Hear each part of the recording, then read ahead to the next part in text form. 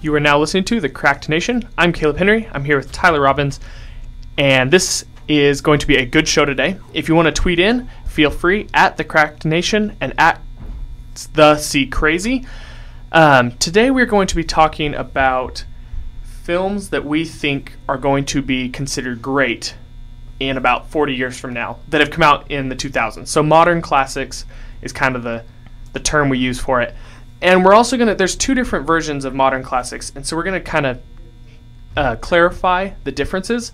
There's either a modern classic that is going to be considered, shown in film schools, and people will look back and go, this was a great film. Then there's a modern classic, which I consider kind of like the Schwarzenegger films are now, that it's a Schwarzenegger film. So it's not a great film, but they've stuck around for many years, those kind of films.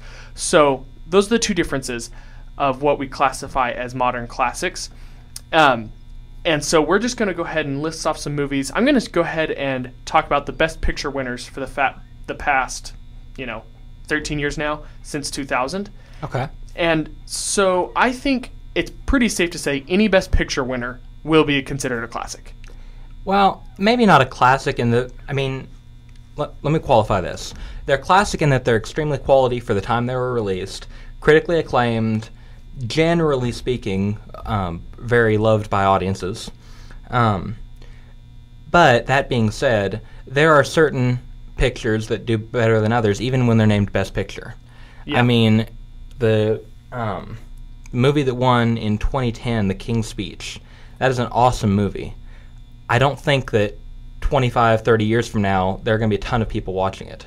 The true movie fanatics that they just go through the IMDb 250 and just go snap, snap, snap, they're going to watch it. Right. But I don't think that everyone that just has a moderate interest in movies is going to go out and hunt that type of movie down. Yeah. And we have those in the list as well. Shakespeare in Love. Right. Now, the thing is with King's Speech, because I put it on my list of movies that will be considered like film-wise great films. Right. It will be played in film schools and looked back at as, look at this portrayal of what they did and everything. Yeah. But it's not going to be one that people go, man, I really want to see The King's Speech. Let's go rent it. Right. It's definitely on the quality side and not just the entertainment side of the classic. Right. And I'm going to put Slumdog Millionaire kind of out of both those, really. Really? I don't think it'll be one of those that people will want to watch in 30 or 40 years. I don't think it'll be that. I don't know. Maybe I'm just something about that movie, but I see it, people will look back and say that was a great movie, but it'll never be considered an all-time great. Okay. And I think because The Dark Knight came out that year, it's going to be kind of like, Saving Private Ryan's considered the best movie of 97. Right. Not Shakespeare in Love. You right. know what I mean? Yeah. It's going to be kind of like that, I feel like. Mm-hmm. So that's that's just a couple of the best picture winners. There's one of the best picture winners, and this is the one that I mentioned beforehand that might shock you that I'm not going to put it on my great movies list. Okay. It will be one that people will go back and watch and watch and watch. Right. But will not be played in film schools or anything like that. Gladiator. That, you had me kind of in suspense with the whole big lead up here about you're going to be surprised about this. That doesn't really surprise me, honestly. Because, I feel like both of us have talked about Gladiator is a movie that, audiences love it, and it plays well, but when you really sit down and analyze it, there's nothing about it that, to me, truly is spectacular. Yeah, there's a few things in it, like story, portrayal, acting performances, things like that. But now that I think of it, last show, remembering back, you were actually the one that said, Yeah, I don't want to drag it through the mud or anything because, I thought it was a very good movie. Right. But I don't want to take the step from very good to great with Gladiator. Now, the story, great. But the acting, very good. The cinematography, very good. The directing, producing, very good. I don't think that any of those really constitute making it a great movie. Yeah, and I agree with that. On my... it's definitely one that people are going to not forget. Right. And people will watch it forever. Right. But it's definitely not an all-time great. Now, let's go ahead and jump to this year's Best Picture winner, Argo. Okay. Do you think it will be considered a great film? I feel like there's more films this year that will be considered great than Argo. I definitely agree with that. I think Lincoln will be considered an all-time great. Yes. Without a doubt. Like, that one is probably hands down. Yeah. The number one this year, without a doubt. That's the only one from this year that I have on my list. Well, Les Miserables, I feel like, because it was revolutionary in what it did. Okay. I feel like Les Mis, let me qualify this. Yeah. I feel like Les Miserables will be considered an all-time great musical. Like, it'll probably be considered on par with, I don't know, 40 years from now, and I mean, this is bold saying this. Yeah, 40 years is a long time. Yeah, and truth be told, we don't really know where any of these are going to go. You know, something could happen. I mean, you know, maybe Daniel Day-Lewis dies tomorrow, drops dead of a heart attack. Hopefully not. You know, I want to see him make a lot more movies. But say that happens, all of a sudden, all of his movies are classics because he died in his prime. Mm-hmm. And so, I mean, you don't know what can happen that can influence a movie's legacy. That being said, I think that Les Mis, 40 years from now, will probably be considered on par with, oh gosh, what is it? Sound of Music? Sound of Music. Okay. Yes. Yeah. See, the fact that you knew what I was thinking just off the bat shows. I mean, that's well. There's very few classic musicals. And, you know, Sound of Music, Singing in the Rain. I mean, there's a couple others, but those are the main two. And I feel like this is our generation's version of musical. And I thought about Phantom of the Opera, and I was like, no, because there not even close. There hasn't really been a theatrical capturing of Phantom of the Opera that adequately, quality-wise, is good. That really pushes it into that realm of legendary. And I feel like Les Mis did. I mean, say whatever you want about how slow it is in the middle, and I mean, it's kind of a slow movie to watch, but that's saying the least. Yeah, but the plot. I mean, Victor Hugo is just an unbelievable writer, and they faithfully captured the musical version of it, you know, word for word, essentially. I mean, there was very little about it that was original, but everything they did was like touching it up a little bit. Right. It was like, okay, we'll see your 1998 Jean Dujardin, or not Jean Dujardin, but who was the guy that was... Jean Valjean? No. In 1998, they did a miniseries version of it. Oh, I have no idea what you're talking about. Okay. Well, anyway, it's like they said, okay, we'll take that acting performance there, and we'll raise you one. Right. I mean, they brought an all-star cast. Truth be told, I mean, we give a lot of crap to Russell Crowe about his singing performance and whatever, but really, they had a bunch of great acting and great singing. Mm-hmm. And the fact that it was nominated for so many awards, and Anne Hathaway's performance, I think it will, there's no doubt it'll go down as a great. Yeah, I think that it will probably go down as the great musical thus far for this generation, for this century. Yeah. Oh, definitely. I mean, Chicago, really? Are we going to put that up there? No. Well, I mean, we will. And that one won Best Picture. That's the one Best Picture winner I don't think is even going to be around in 20 years. Well, see, you have what I feel, I mean, can I call you out on the radio? You sure can. Okay. I feel like you have an unfair bias against Chicago. I do. Because it knocked off some movies that you really liked. And, I mean, do I think that it should have beaten out Gangs of New York? Probably not. But, that being said, it's still an extremely technically sound musical. Right. And everything about it is quality. There's not anything about it. I mean, if it was something where, like you mentioned Phantom of the Opera. Mm-hmm. If Phantom of the Opera won Best Picture, I would be disappointed because, like I said, there's never been a true quality capturing of that has faithfully taken the musical and given it its due on the silver screen. Mm-hmm. It's never happened. But with Chicago, yeah, it's an all-time classic musical, and they've taken that and made an all-time classic movie out of it. So in that sense, yes. The only reason why I wouldn't say it's a great is it's been, 12 years since, or 11 years since it came out. Something like that, yeah. And nobody watches that movie.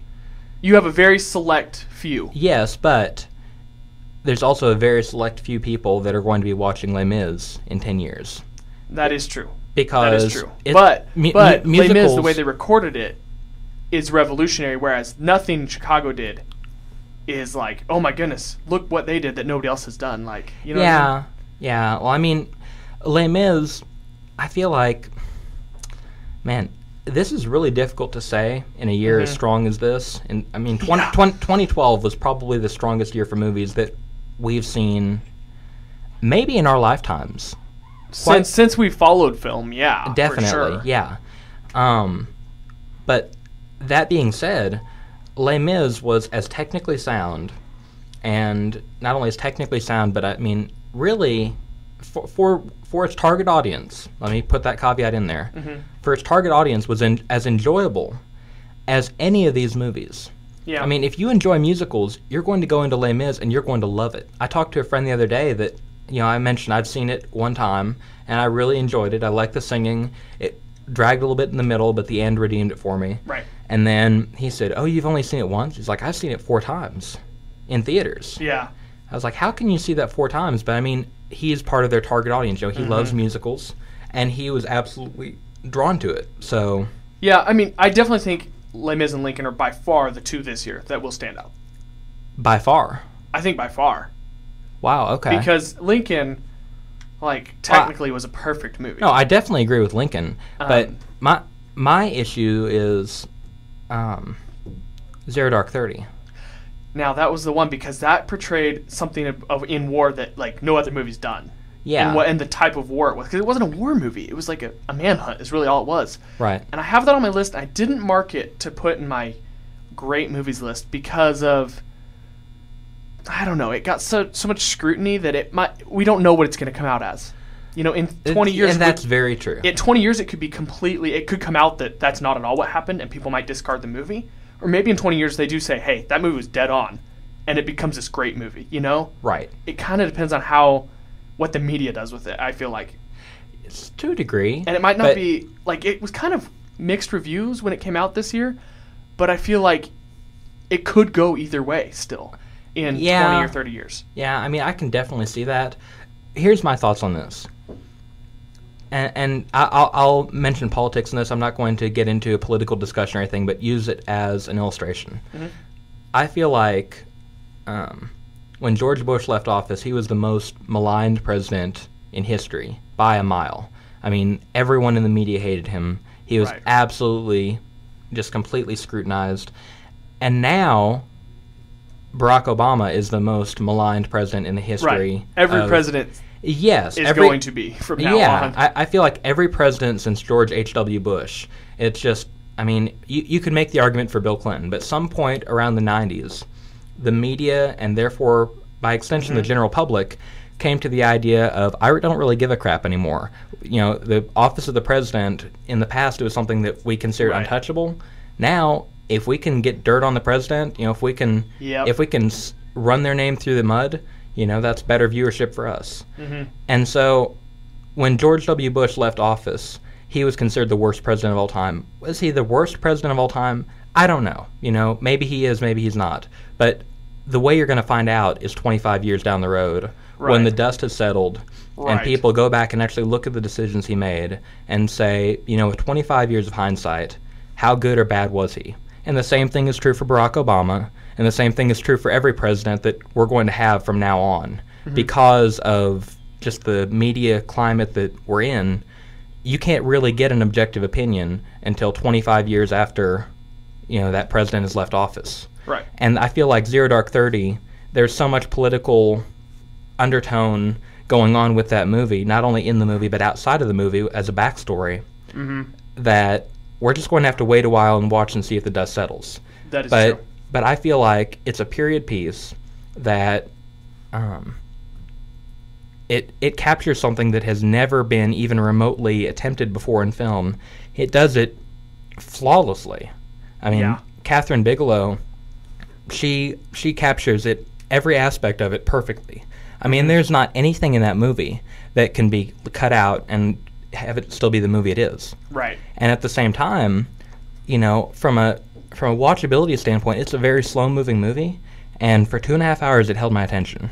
And that's not easy to do. I mean, Catherine Bigelow, she did that once before with The Hurt Locker, and is another really slow movie set primarily in the Middle East that is really slow-moving, and you're like, I don't care that this movie is not gone anywhere in the last 15 minutes. It's still fun to watch. Right, and I have that one also on my list of movies that will be looked back at as great movies. And I do too. And I feel definitely Hurt Locker more than Zero Dark 30 because it doesn't have that political And I agree area with you. to it. So I we agree with know, we know what the Hurt Locker is. There was no political anything. Well, there might have been a little, but it wasn't like Zero Dark 30. Right. Yeah, and I agree with you. I think that Zero Dark 30, good as it is, and it's probably as good, I mean, for what it's trying to go for, it's probably as good as the Hurt Locker. Right.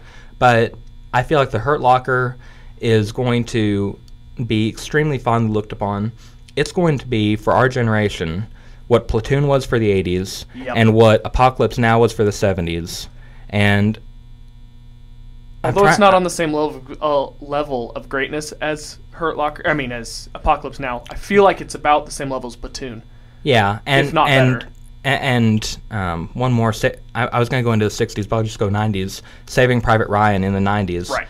This movie is going to be for our generation, growing up with the wars in Iraq and Afghanistan going on. This is going to be the movie that 40 years from now, hopefully after those wars are long done, and We're hoping in 40 years they're long gone. in the history books, then people are going to go back and say, okay, what was this all about?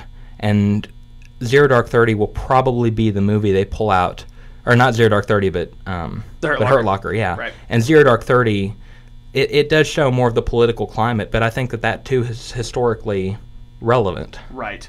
So we've spent a long time talking about two movies. Let's get on to another movie. I'm going to list a few here. I'm just going to list them off. Movies that came out this year that I will not put on my great movies list, but movies that will stick around. All right. Django, because it's Tarantino. Yeah. Duh. Yes. Looper, I think will stick around. I think it'll be kind of the, Back to the Future of the next 20 years. Maybe not 40 years, but in 20 years, I think it'll still be around and still be loved, I think, because of what it is. Yeah. The Avengers, obviously, is going to be around. Right. It's going to be kind of the superhero movie that everybody watches that our kids are going to be like, that movie's awful. Right. And we're going to be like, yeah, but when it came out, it kind of like now let me ask. Star Trek is to us, for our parents, Yeah, in a way. I mean, that's an apt comparison. It's not going to, I mean, the nature of superhero films in the past. Now, granted, this is, this has got to be reviewed in the near future because the effort that's gone into making superhero movies over the last decade has, I mean, superhero movies, that wasn't a genre before 2002 when Spider-Man came out. Right. And then Batman Begins followed it, and it just kind of started this revolution of, we're going to look at superhero movies in a new way. Prior to that, you had the Superman movies with Chris Reeves, you had the Batman movies with, Jack Nicholson and a bunch of people. The difference is they were the Superman movies and the Batman movies, not comic book movies. And right. So that's what you're clarifying. Right, yes. And also the quality, I feel like people will argue with me on this, and I will gladly stand in a debate with them.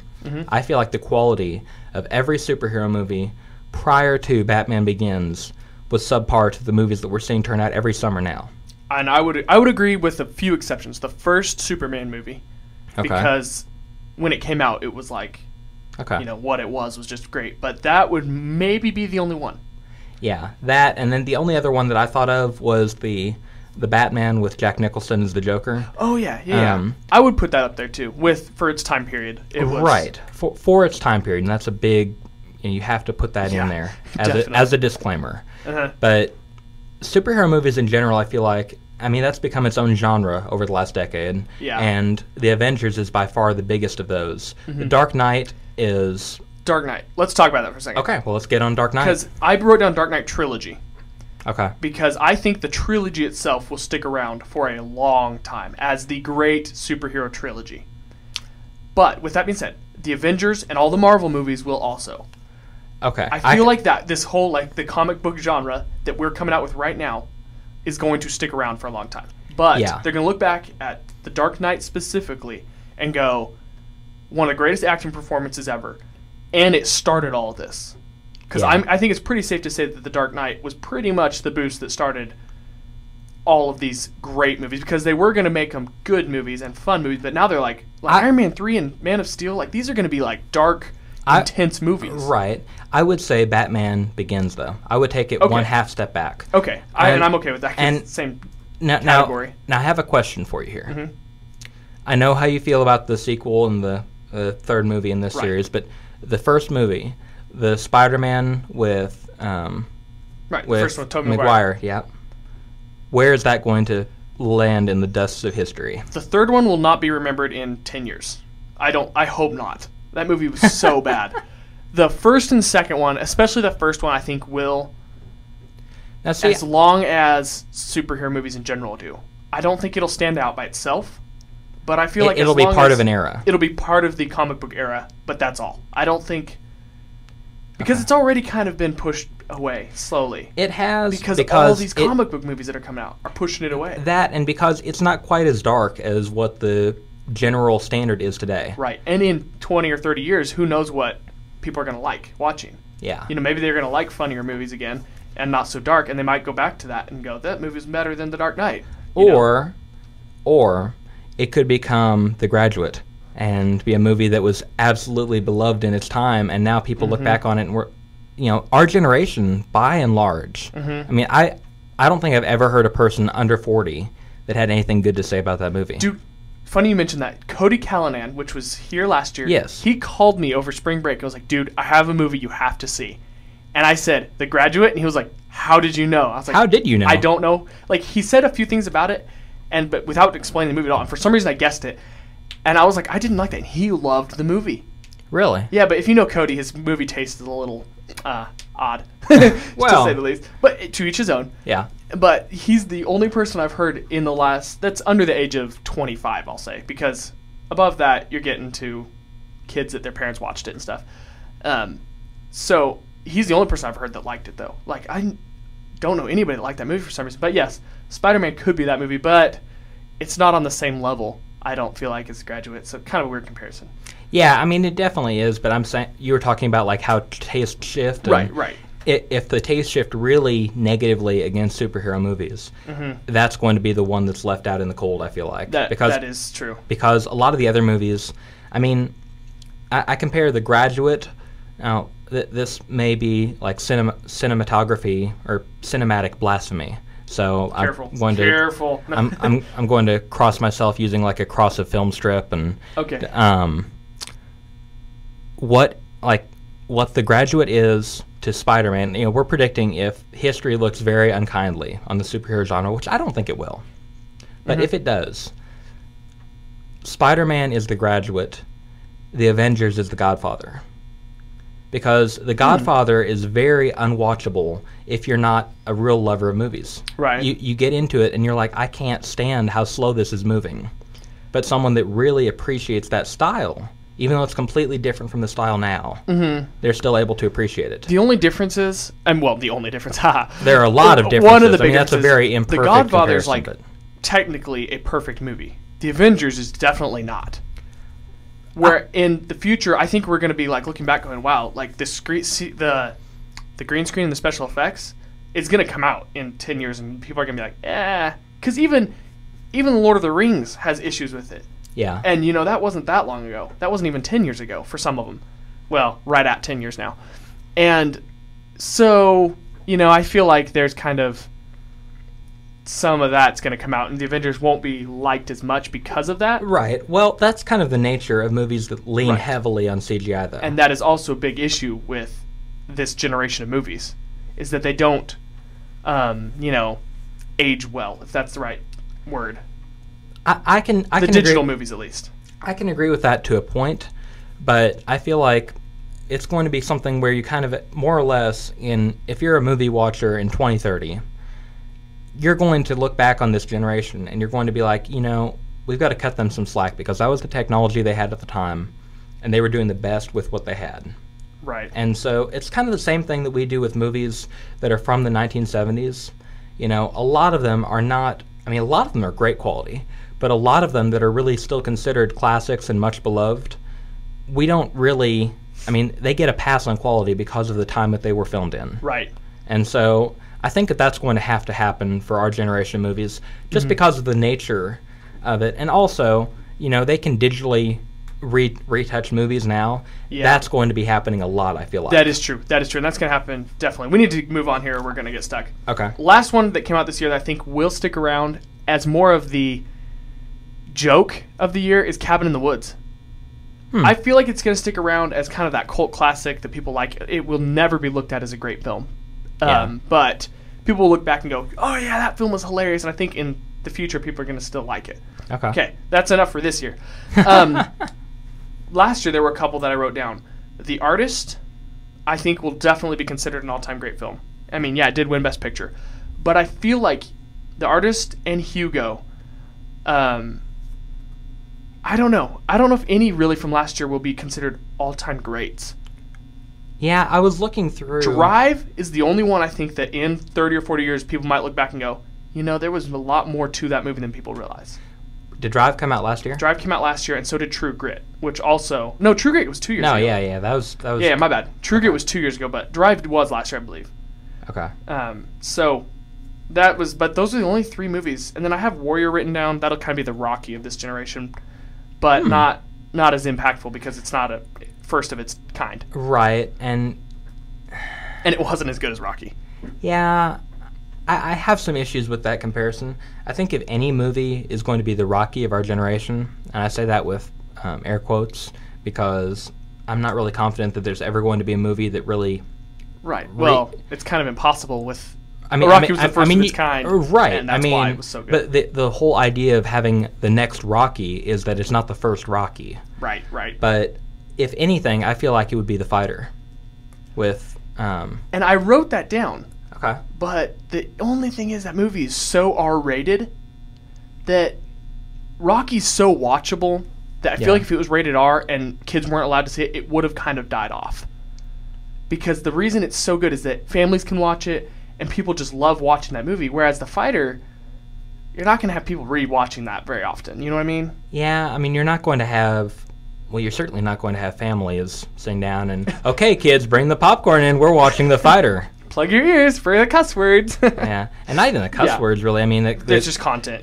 The general content of it, and like the portrayals of like crack cocaine in that movie. Yeah, that is true. I mean, that normally when people say, this movie has drug references, it's like someone smoking a joint. Right. I mean, this is very explicit drug content. That is true. And there's that. There's obviously the language. There's some sexual content. It's a very R-rated movie. But the acting performances in this are outstanding. That is true. This to me, more so than the Dark Knight series, is what I think of when I think of Christian Bale as a really good actor. Oh, that's definitely what I think of. Because I don't think of him that good in the Batman movies. He's not awful, but he's passable. He's like a B-. In The Fighter, nobody could have done his portrayal. And not only that, but the weight that he lost for that movie. Mm-hmm. I mean, he lost something like 70 pounds to play that role. Ridiculous. I mean, he is such a method actor, and he really... I mean, I'm not a huge Christian Bale fan, but when I think of him as a great actor, The Fighter for me is at the top of his resume. Yeah. Okay, I'm going to give a couple shout-outs here to people that wrote on our Facebook wall. All right. About what they thought. My friend Zach Knepp, he said The Hangover. I agree with that. And I totally agree. I think that that's going to be the equivalent in 30 years from now. I think that people are going to look back at that like they look back at The Breakfast Club now. Yes. It's going to be a generational movie that it captures generational humor, and it's not going to be for everybody, but the people that like it are really going to like it. And The Hangover, more than any other movie, since 2000, I feel like more than any other comedy, has become iconic. Oh, yeah, and it really defined what comedies have become. And I don't know if Superbad came out before The Hangover. I don't think it did. I'm researching it right now. But actually, it did come out barely, like the year before, the same year. Oh, really? Okay. Yeah, but I feel like The Hangover is the one that really defined what comedy is. Right. In our generation, right now. Well, let me tell you about my problem that I had real quick with Superbad. It may have come out before, but here's why it didn't get as much publicity, and I feel like it's not going to be remembered as fondly. I feel like this is at least one of the main reasons why. Basically the whole advertising campaign for it when it was coming out was, look at how raunchy of a movie we've made. That was essentially what it was. Right. And it's pretty sloppy of a movie if you think about it. Yeah. Like, there's big things in it. You're like, okay, cheap, low budget. You can tell. Right, yeah. And if we're being very, very kind with it, we could say that maybe it's going to be Reservoir Dogs compared to Hangover's Pulp Fiction. Right. I mean, that's being That's a very weird that's being very comparison. yeah. That's being very kind, and it's also used kind of a weird analogy, but Right. you see where I'm coming from. It's the lower quality, lower end version of it Yeah. that still a lot of people are going to like. But I mean, I feel like Superbad would have been a lot bigger of a hit if they had just focused from the very start in the advertising campaign, not on, oh my gosh, look at how much of an R-rated movie we've made, which is essentially all that the advertising campaign for that movie was, Right. and focus more on the comedy. Yeah. Because when I saw the trailers for that movie, I was like, nothing about that appeals to me. Yeah, and I mean, I didn't put it on here as one of the ones that will go down, but Right. definitely Hangover. I totally agree with Zach. Yes. Another one that Michaela Lawson mentioned is Inception, which I I've think got- everybody can agree that will go down as a classic. Definitely. And while we're on Nolan movies, we might as well talk the rest of the Nolan movies that came out in 2000s. Okay. I don't think The Prestige will. Really? I don't. As much as I love the movie and I think it's a fantastic film, I, for some reason, don't think like in 30 years it'll be that, because it's not really that popular now. Yeah, but I think that's going to be a movie that benefits from history too, though. It could. It definitely could. Because I think that Nolan's on track to become the best director living. I mean, you've made the argument that you think he is. Well, like right now, currently directing, yeah. Right, yeah. I mean, that's in the midst of, Tarantino and Catherine Bigelow and Ben Affleck, guys like that. Academy Awards committee. But, Yeah. Christopher Nolan movies, I feel like their stock is only going to go up. And so Yeah. I feel like the Prestige and all of his movies that came out in kind of the early 2000s that they kind of get, lumped together. I feel like those are all going to benefit from his career as a director and as a producer, Yeah. just going, shooting skyward. Yeah, and Gio just tweeted me and said, my friend Gio, he said Pineapple Express and Superbad will go down in history. Pineapple Express. Maybe Pineapple Express. Okay, let me tell you about Pineapple Express. Make it quick. Pineapple Express is going to be the movie that is a fan favorite for sitting down and lighting up. If I can say that on OC Radio. Yeah. Because there's a very, very specific genre of people that movie is targeted towards. That is true. And I'm not implicating Gio in this. Maybe he just really, really likes that movie. The movie's hilarious, But I'm not going to lie. Yeah, it is pretty funny. But I mean, I don't know. I can hear him out there laughing. He's sitting outside. Oh, is he really? Yeah. Okay. Well, yeah. anyways.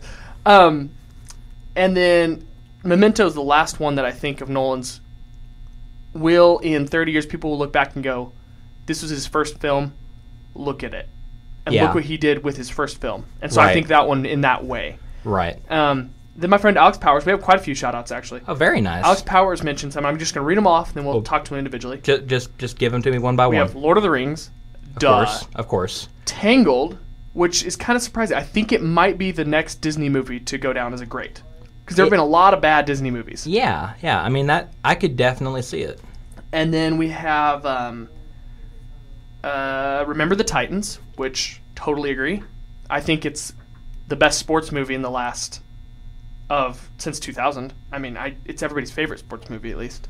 Yeah. I mean, It'll kind of be one of those. It won't go down as a great, like, look at this film, look how well it was made. right. But it'll go down as a favorite. Yeah. I feel like. And then we have A Beautiful Mind, which won Best Picture. That was another Best Picture winner. Now, Which, can we stop on that for just a half second? Yep. I don't feel like that will be remembered as a classic. Really? I feel like that's going to be one of those movies that is sort of, I mean, people will still watch it, don't get me wrong. I mean, it's a Best Picture winner. It's got I believe Russell Crowe won Best Lead Actor for it. Did he? Or was that another movie? No, he lost to Denzel for Training. Right. Okay, yeah, and you always have had issue with that. Yeah. And I completely understand why. But I feel like that one is going to be one of the Best Picture winners that kind of gets forgotten, more or less. Just because when I think of it, it's a great movie, but there's not any one factor about it that I'm like, wow, this movie, with this. I mean, cinematography is great, but it's not like, all-time classic great. And same goes for everything about it, with maybe the exception of acting. Mm-hmm. The acting in that movie Yeah. was a cut above. But, aside from that, I mean, it doesn't really have... I feel like it doesn't have the resume that it's going to be extremely well remembered 30 years from now. Yeah, and at first I was like, oh, of course it's a classic. But then what you're talking about, it kind of makes sense. It's kind of like, we still don't even talk about it much now. Right. I love the movie to death, and I think it's a fantastic film. Oh, I do too. But there's nothing in that movie that you're just like, yep, classic, mark it down. Right. Then he also mentioned The Dark Knight, which we talked about, Gladiator, we talked about, and then he mentioned 8 Mile, which I called him out on. I was like, really? 8 Mile? And this is his reason. He said, it's a classic to a pretty large demographic. So I would say so. And quality-wise, no. And actually, I don't think it ever will, because not that many people see that movie. A lot of rapper people. But because it's an Eminem movie, that's the only reason it's any good. Nah. You know what I mean? I mean, that's certainly part of it. I mean, Eminem adds to it. If it was some actor portraying Eminem, it wouldn't get the time of day. Right. But because it's such a personal look at Eminem's early life, and I mean, it's kind of crosses between fact and fiction some in its storytelling, if you go back and research it. But I actually can get on board with that. I feel like that movie is going to be sort of defining of that generation of music. Mm-hmm. Oh, and that is true, though. Because I totally didn't think about that part. Because think about when rap really became, and I'm not talking about like Vanilla Ice. I'm talking about real hardcore rap. When did that become a thing that was popular to the general public? Mm-hmm.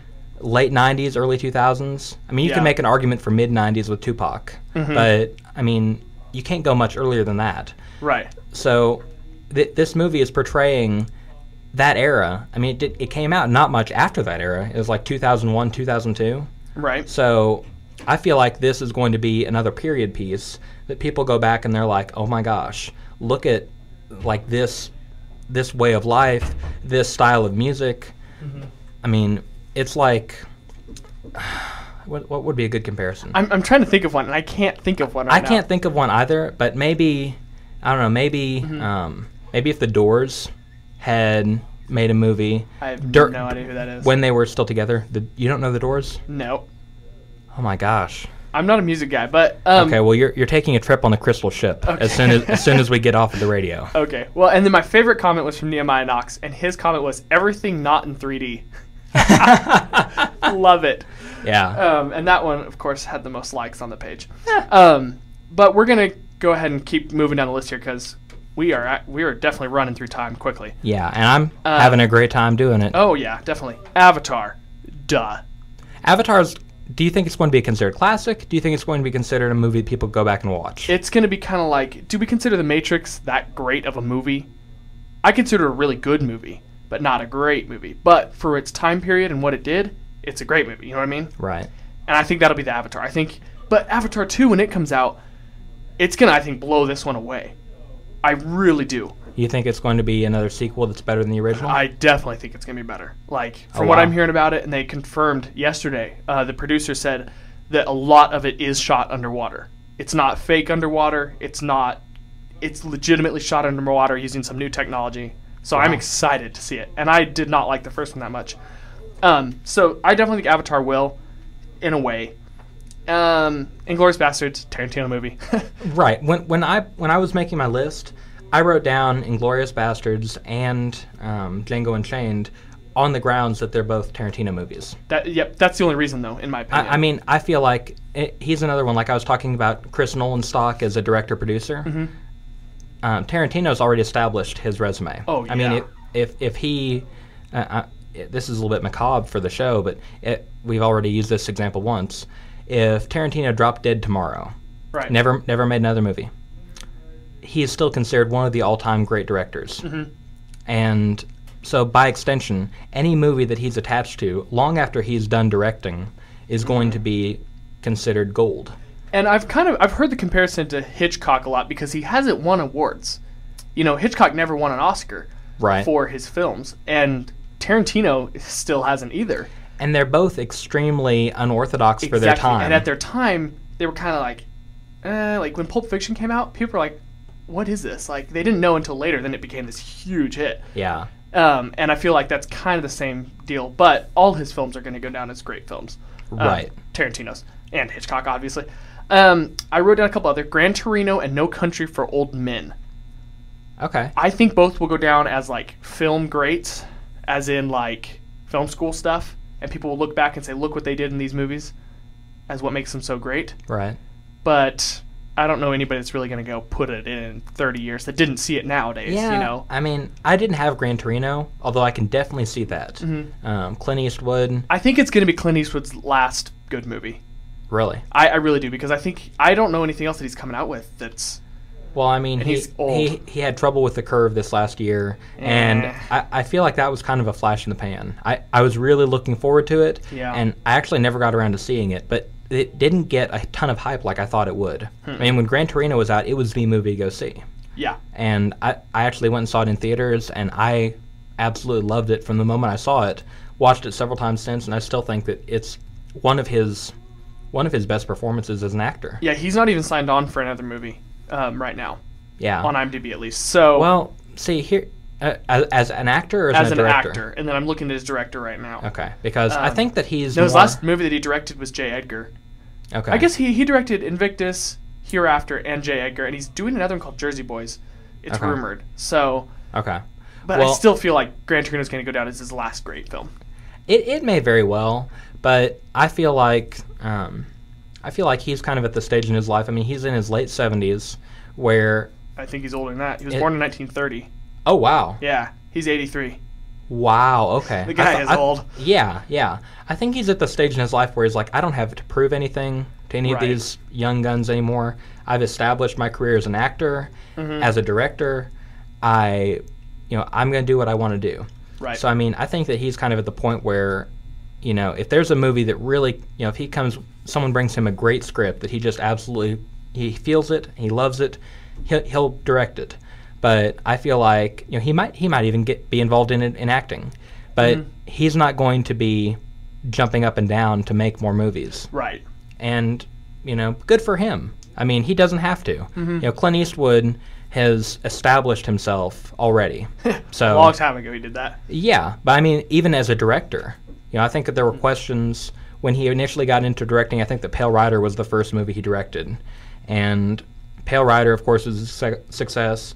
He did Unforgiven. He's done several movies as a director that have really been successful and have been well directed. It definitely was not his first movie. He had like 10 or 15 movies before that. Okay. What was his first movie he directed? First one that was not a documentary was Play Misty for Me. Okay. And then High Plains Drifter was after that. High Plains Drifter is the one I was thinking of. Something significant about that. I think that he was like co-directing the ones previous to that, and then eventually he got fed up with the direction that the other guy he was working with wanted to go. Oh, okay. And he basically bought the movie with his money and was like, I'm going to do this my way, and you guys can all go somewhere else. Right. I mean, that's not probably the language he used, but I mean, he was fed up, and he was just like, I'm taking this project over. And so High Plains Drifter was kind of the first movie that he was solely in charge of. And from then on, any question that they've had about his chops as a director have been put to bed. Yeah. And so Gran Torino, but though I think we can kind of agree it's his last big movie. Right. That he's directing, at least. Right.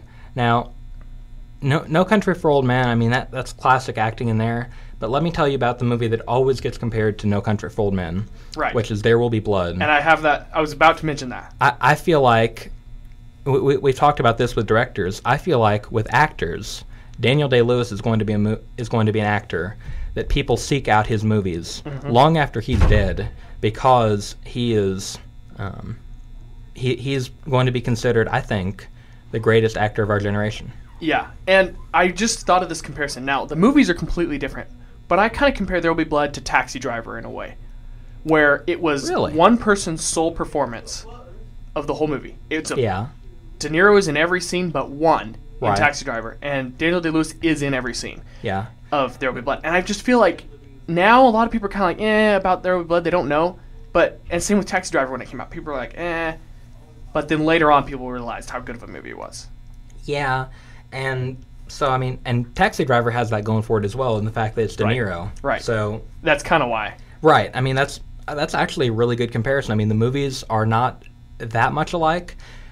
They're more alike than you think, though, because neither one of them are dialogue driven. They're both very driven by imagery and by kind of, nonverbal communication. Every word spoken is important.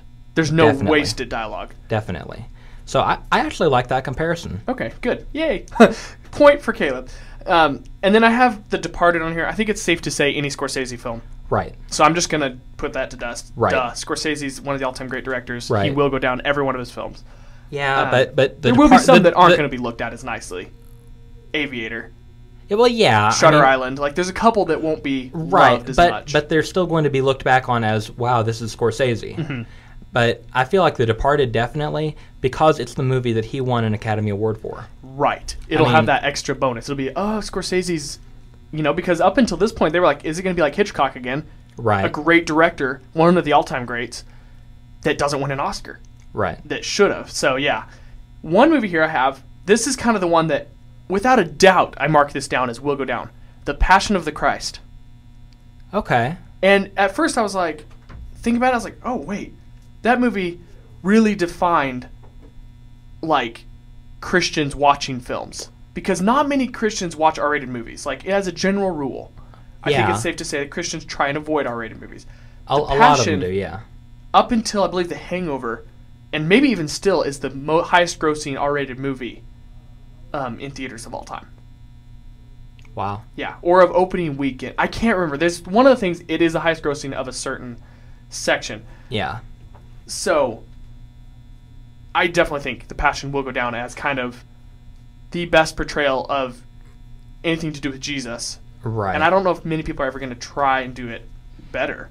Right. Well, they honestly, they would be foolish to. Because, I mean, that movie is, it fills a hole that had been in film prior to that. Before that, portrayals of Jesus' life and crucifixion were more kind of these cheesy movies that really didn't... rated PG. Yeah, rated PG, the kind of movies that show on TBN. I mean, the movies that really are not considered critically relevant. Yeah. They reach a very niche audience. And The Passion of the Christ kind of changed that perception. And the one other movie that I think kind of, sort of, in a way, approaches that in terms of the genre and the subgenre that Passion hit, The Last Temptation of Christ. Have you seen that movie? I have not, and I've wanted to because it's Scorsese. Right. And it's on the Criterion list, which is the only Scorsese movie on the Criterion list. Okay, what is the Criterion list? The Criterion list is, I don't know the exact definition, but it's kind of this specialty list that they decide what films make it. Every Wes Anderson film is on there. Okay. They're kind of like, almost like indie films, but not. The Curious Case of Benjamin Buttons is on there, like these just random films. And they say it's to seek out the best films. But, I mean, The Godfather's not on there. So, like, there's, like, these... It's a really weird list, but it's a very well-respected list as, like, these artsy, really good films. Yeah, and The Last Temptation of Christ is definitely kind of considered more of an artsy movie. I mean, it was extremely controversial when it came out. It was considered blasphemous. Which is probably the reason I haven't seen it, is I heard blasphemy about it, and I was like, but now I really want to see it. Yeah, it's... I mean... From someone that has seen it, it's really... I mean, those claims are hyped up, but... And they said it was based off of a book. It was not based off the Bible. It is based off of a book. Without spoiling it for you, it's kind of a look at like an alternative future, what could have been in a way. And, if you go back and watch it, I mean, it definitely... I mean, it's not just following... Mark's depiction of the Passion, right, or anything like that. I mean, it definitely takes some artistic liberties, but if you know that going in and you know what their intention was, I don't, I certainly don't feel like it's blasphemous. I actually feel like it's a really quality film. Okay, but the acting in it is Willem Dafoe and Harvey Keitel. Those are the two leads. Right. Willem Dafoe, I heard, kills it in that movie. He does. It's outstanding acting on his part. Okay. And it's really weird because I've seen him as like Satan now and Right, as Jesus. So That is true. he's a very versatile actor. Yep. Like there are character actors, and then he's like the opposite of a character actor. Mm-hmm. He's really weird actor. He is. Jake Walton just tweeted in. He said, if Clint Eastwood jumped up and down or anything, he would break a hip. Oh, gotta go with the Clint Eastwood age joke. Really? Yep. Clint Okay. Eastwood age joke for the Oh win. my goodness. Okay. Point for Jake. Moving on. Yes. You give me one here because we Okay. only got a couple minutes left. Okay. Let me go to my list here. See if there's any that we haven't mentioned here.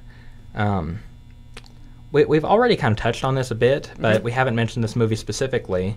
Gangs of New York, I feel like, is going to be a movie that is extremely well remembered and Yeah. is going to be not only critically appreciated, but It's got appreciated by the general public. It's got two things going for it: Scorsese and Daniel Day-Lewis, And Leo DiCaprio. and Leonardo DiCaprio, which is our generation's like actor. So you really, it really knocks all three there because you got one of the greatest directors of all time teamed up with one of the best actors of all time. Right. Teamed up with one of the best actors of this time. Right. So you really have like all three, definitely. Okay. Um, now, Yeah. for the last 6 minutes or so of the show, Mhm. let's talk about, if it's okay with you, Okay. what is the one movie, like if you had to pick one movie that's going to define this era of film from the year 2000 on, what would that movie be and why? I don't know if I can pick one. Okay. I'm gonna say Lord of the Rings. Okay. I have to put that in there. Like, it defined what I think of good film. And, I mean, it killed the Academy Award, so it wasn't just me that thought that. Right. And it really started a new thing to do with, like, it brought miniatures back. You know what I mean? Like, they used to be a big deal. Like, back Right. in when Ridley Scott did Alien and stuff, like, they used miniatures and they were really good in Star Right. Wars. Then you had Phantom Menace come out in, like, 99, I believe. And it was all CGI. It was like 2001 or so. No, I believe it was 99. Pretty positive. Really? And it Going was back to all watch this. CGI. And people were like, okay. And then Lord of the Rings came back and was like, we're going to keep miniatures and use as little CGI as possible. Right. And it did it really well. And so people were kind of like, oh, miniatures are not dead. So I kind of felt like it helped keep miniatures alive, you know what I mean? Yeah. And not make everything go CGI. So I Yep. definitely think Lord of the Rings. But to pick a newer one, oh my goodness, it's tough. And actually, this is funny because my friend Matthew Walker commented on my Facebook post, and he said, just in a brief summary of what he said, pretty much he doesn't believe that there are going to be that many classic films now, or it's hard to pick them now because superhero movies define our generation. And so in that way, I would almost have to say the Batman trilogy or the Avengers or the Marvel movies. Like, it can't really pick a certain one because there's so many now. So I'm going to say superhero movies, I think, are what we're going to look back and be like, the 2000s were about superhero movies. Okay. But I don't want to say it like that because I don't want to agree with it. Right. But Lord of the Rings, superhero movies, I think, are kind of where it's going. Okay. I mean, it's what's going to be remembered. Right. By the way, episode 1 did come out in 1999. That is crazy Which, to think about. for its time, that was some great CGI. But yeah, I mean, CGI was great. We're not going to talk about the other qualities of that movie because Darth Maul. Yes. For me, the movie that's going to define this era of filmmaking, not a superhero movie. Although I do agree with him that genre, more than anything else, has kind of changed the game in the last 13 years. But when I think of movie that really defines our generation and just the impact that it had, pop culture and just across the board, in terms of great acting, in terms of quality technicalities, the lighting and the editing and all those little things that it just hits out of the park. Mm-hmm. Inception.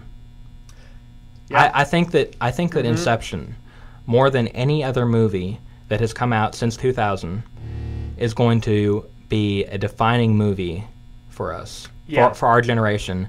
We're going to look back on it, and it's going to be, this again.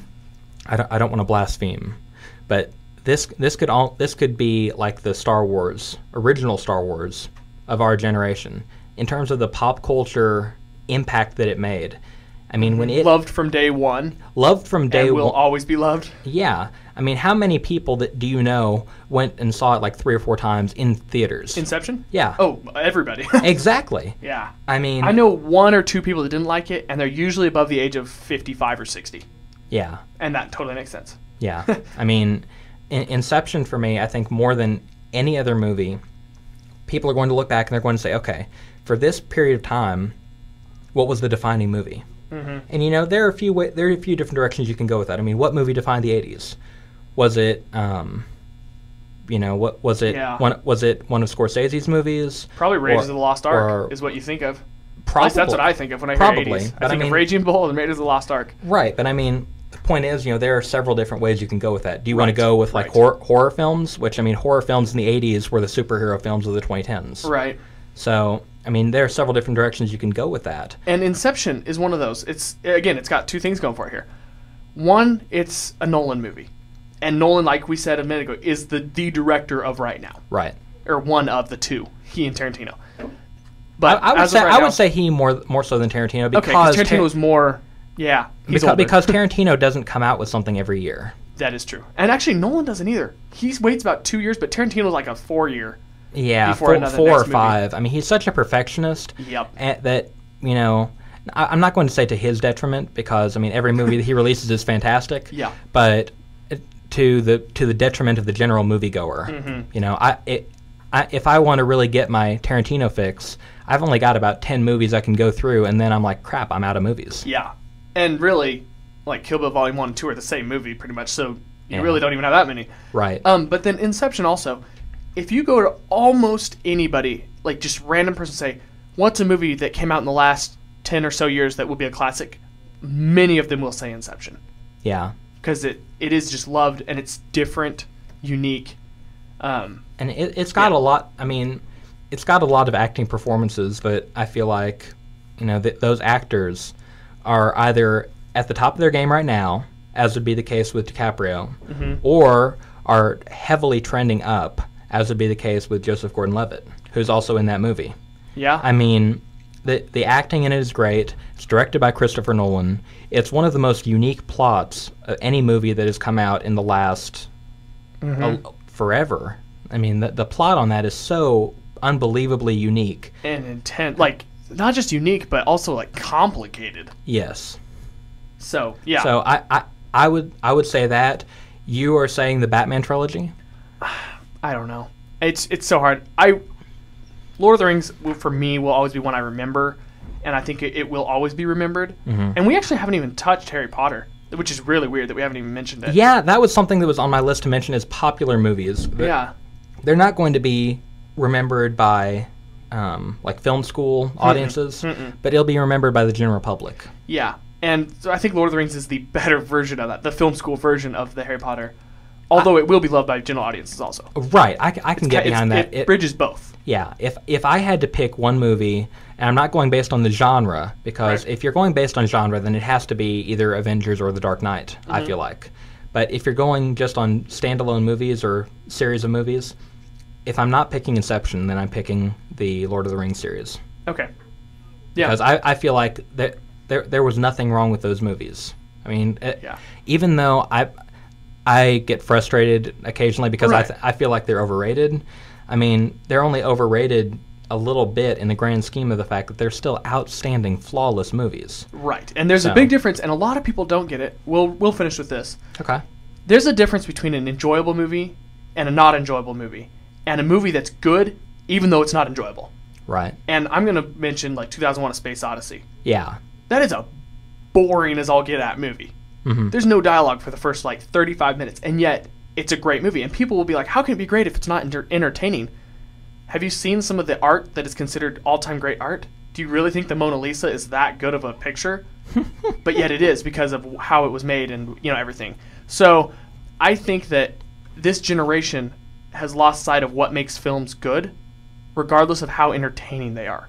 You know what I mean? Yeah. Because, movies have to be entertaining, but now it's such a money-driven economy when it comes to films whatever one makes the most money is the best film of the year, you know? And it's Right. like, Well, here's what I think about that. When a director takes a script and is like, okay, I like this, I'm going to run with this. He's got to make a decision right from the bat, really from the time before he even picks a script to work with. Is this going to be a movie that makes a ton of money? Or, at best case scenario, Right. is this going to be a movie that makes a ton of money, or is this going to be a movie that's loved by critics? Because you usually can't play it both ways. Occasionally people get lucky and that right, happens. Lord of the Rings. That's Yeah. a great Lord of the Rings, Great. Inception's another one. Inception. Mhm. But I mean, generally speaking, you have to either cater to the general public or you have to cater to critics. Yeah. And that's kind of a decision that has to be made for the person writing the movie, the person that accepts the script, the people financing the movie, what actors they bring in, what direction they want. I mean, And I feel like Lincoln is kind of this year's version of that, Okay. where a lot of people didn't really enjoy the movie. It was slow, yeah. but yet it's technically perfect. And if it wasn't Spielberg behind it, it would not have been made as much money as it did. And it wouldn't have been as good as it was either. I mean, Well, this was, but let's say it was the exact same movie, okay. but Spielberg didn't do it. I don't feel like it would have been accepted as well. I can Because definitely agree Spielberg, with that. Yeah. being Spielberg, has that behind him. Right. And so I feel like that's kind of, he decided to go on the I want to make a great movie. Yeah. And because my name's behind it, I'm going to make money. But that's not, I don't think that's what he was going for.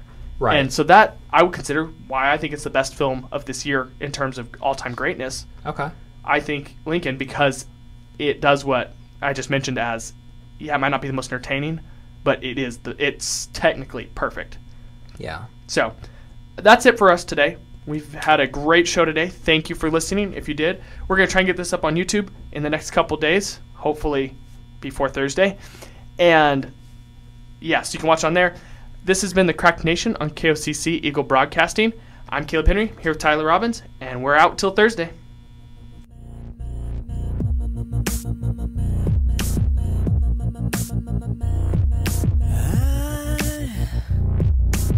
I can't get these men